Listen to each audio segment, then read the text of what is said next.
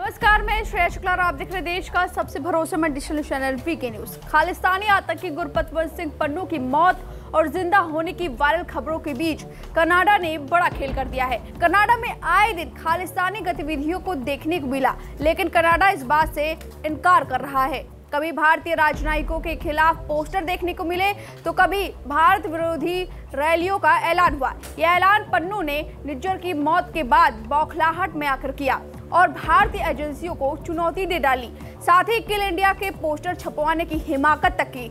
लेकिन आखिर कनाडा समेत अन्य देशों में खालिस्तानी गतिविधि इतनी आसानी से कैसे हो रही? इसी सवाल को हाल ही में विदेश मंत्री एस जयशंकर ने उठाया और कनाडा को खूब खरी खोटी सुनाई। उन्होंने कहा, जिस तरह से कनाडा खालिस्तान मुद्दे से निपट रहा है, उससे वोट बैंक की राजनीति की बू आती है। भारत विरोधी एजेंडे के खिलाफ कनाडा के रुख से दोनों देशों के संबंधों पर असर पड़ रहा है।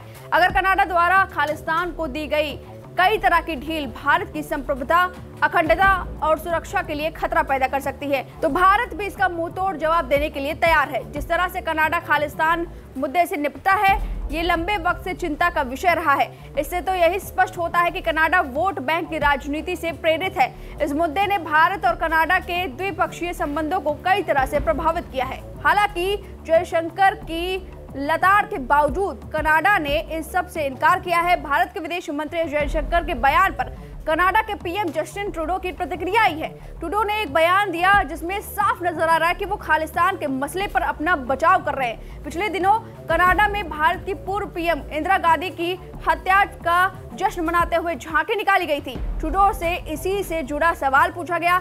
यह सवाल कुछ इस तरह से था। सवाल: भारत सरकार का कहना है कि आप सिख चरमपंथ पर नरम रुख अपना रहे हैं क्योंकि आप उस समुदाय को वोटों पर भरोसा करते हैं। इस पर ट्रूडो ने जवाब दिया, भारत सरकार गलत है। कनाडा ने हमेशा हिंसा और हिंसा की धमकियों को बेहद गंभीरता से लिया है।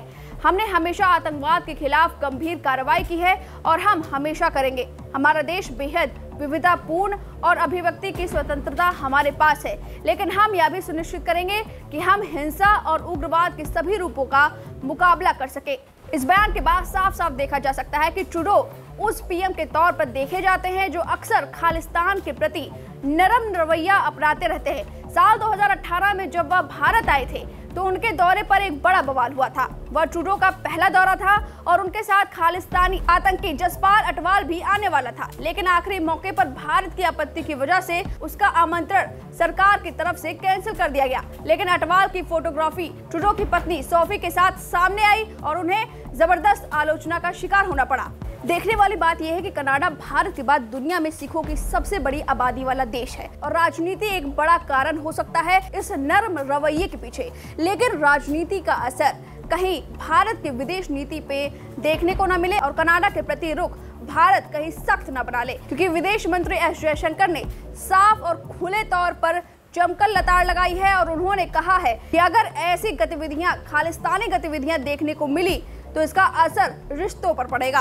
फिलहाल इस खबर पर आपकी जो भी राय है हमें कमेंट करके जरूर बताएं। वीके न्यूज, राष्ट्र के नाम।